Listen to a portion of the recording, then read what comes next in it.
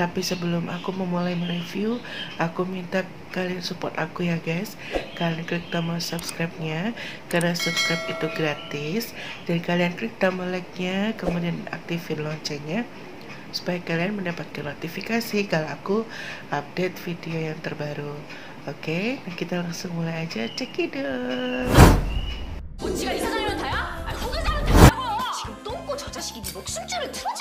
육상부가 있죠. 성과가 없다면 굳이 남겨둘 필요가 없죠. 네가 재단 쪽 사람인 걸 모르게 해달라. 선생님들 대차로 가실래요?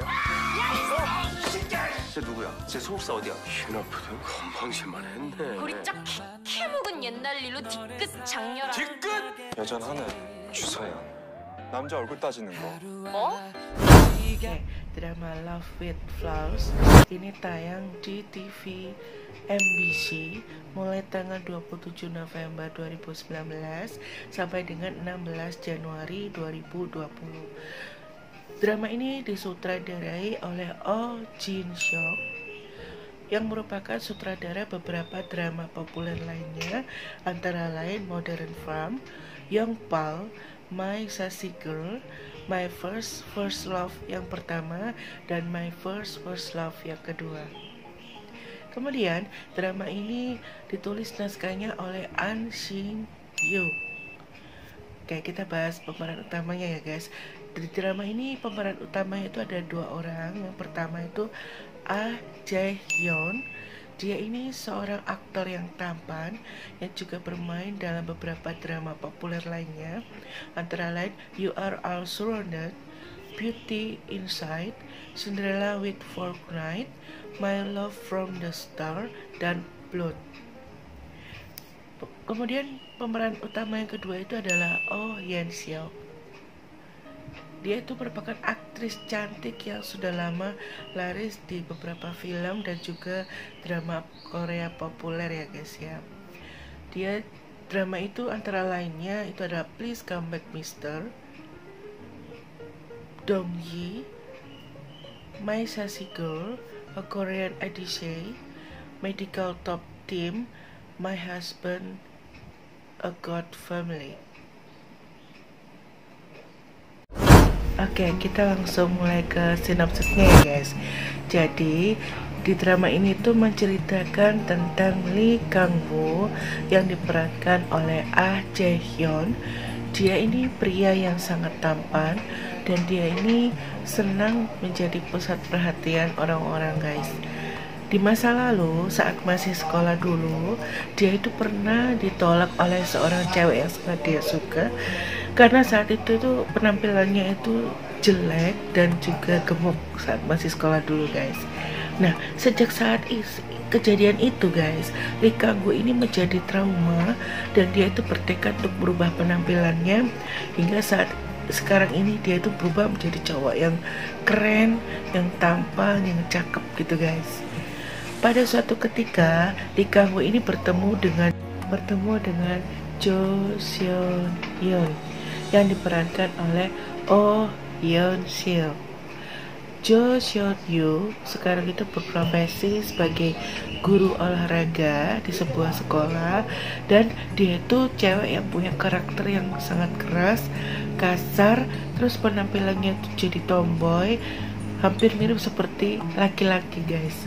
Sebenarnya dia tuh cewek yang cantik, tapi karena penampilannya tomboy akhirnya jadi seperti laki-laki.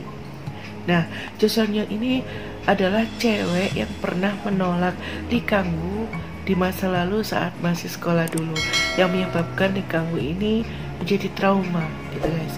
Setelah lama tidak bertemu karena lama lost kontak dengan Lee Kang-woo ini berubah menjadi sangat sombong gitu, guys. Dia itu seperti caper, tebar pesona, kayak memperlihatkan, ini loh, aku tuh sekarang sudah cakep, sudah tampan, sudah keren. Nyesel kan kamu dulu pernah nolak aku? Tapi sayangnya, guys, Jo Seon Yoon ini nggak peduli sama sekali dengan ketampanan Lee Kang-woo. Dia itu justru cuek bebek gitu, karena dia itu benci dan tidak suka sama cowok yang cakep, guys. Jo Seon Yoon ini tinggal dengan 3 kakak laki-lakinya yang semuanya itu cakep-cakep dan keren-keren, guys. Tapi karena kakaknya cakep itulah Jo Seon Yoon ini sering mendapatkan masalah, guys. Dia itu paling sebel karena sering dibanding-bandingkan dan diejek karena penampilannya yang tidak sama dengan kakak-kakaknya yang cakep itu, guys. Dan dia ini sering dibully dan direpotin sama mantan-mantan pacar kakaknya yang sakit hati sama kakaknya itu, guys. Dia sering dimintai tolong sama kakaknya buat jadi mak comblang untuk PDKT sama kakaknya yang lagi naksir sama cewek baru itu, guys. Nah, karena itulah Jo Seon Yoon itu tidak tertarik dan tidak suka dengan cowok yang tampan dan keren.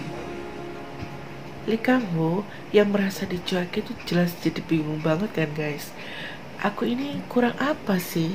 Aku ini sekarang sudah cakep, keren, tampan, aku ini kaya raya, dan aku ini cucu konglomerat.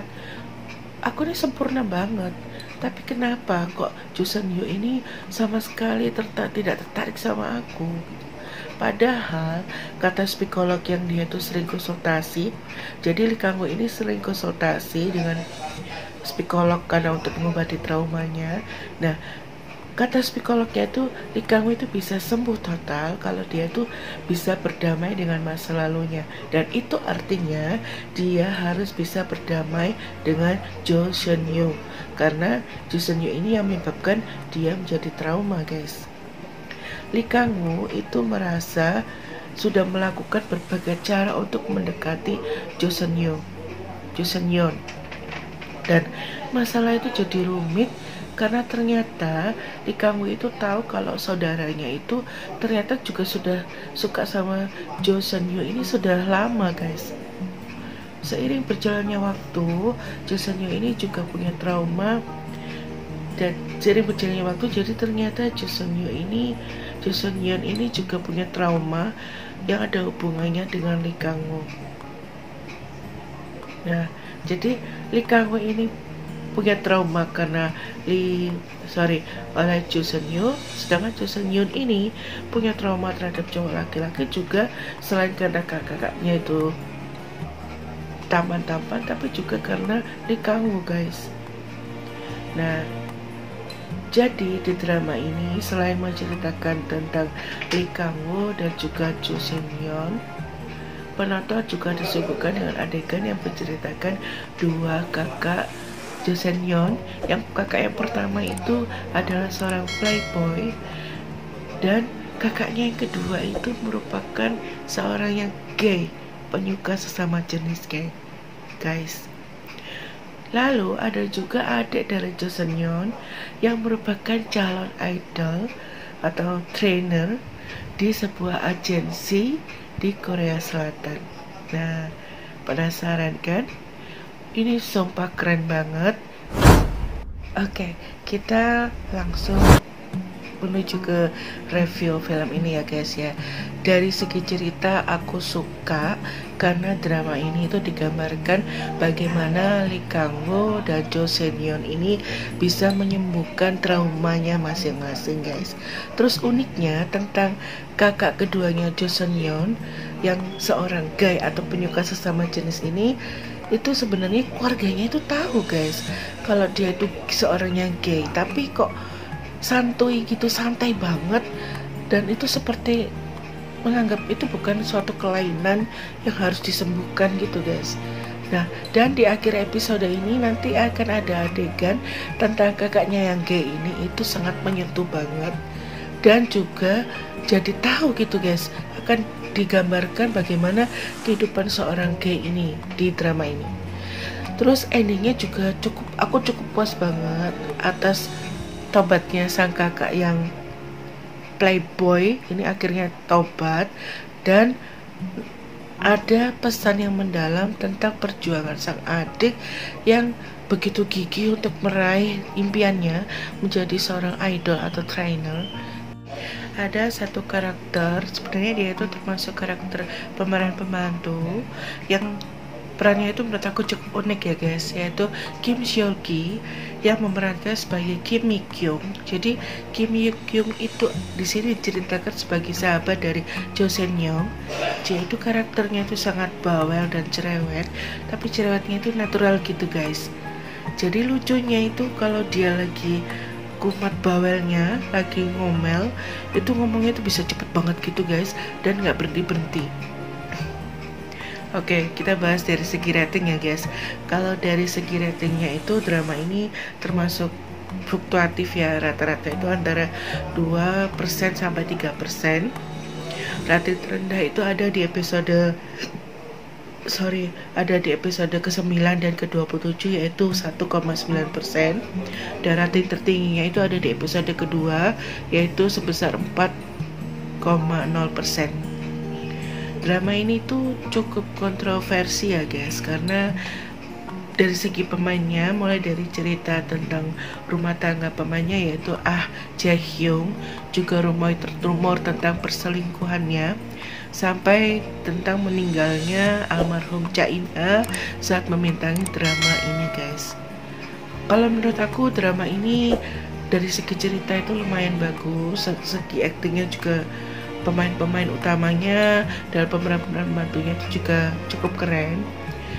Buat kalian yang belum sempat nonton drama ini, kalaupun kalian ingin menonton itu, penasaran sama drama ini, saran aku kalian fokus aja ke jalan ceritanya, karena di sini tuh banyak banget pesan yang disampaikan dalam drama ini oleh sutradaranya. Jadi ada salah satu adegan di mana ada kata-kata pemilik agensi yang cukup berkesan, yaitu saat dia akan mengeluarkan sang trainer itu, dia berkata pada sang trainer itu bahwa tadinya kamu akan debut sebagai anggota dari grup berikutnya, kamu adalah pilihan nomor 1, tapi betapapun berbakatnya dirimu, kalau kamu punya karakter yang jahat, kami tidak akan bisa melatihmu, jadi pergilah.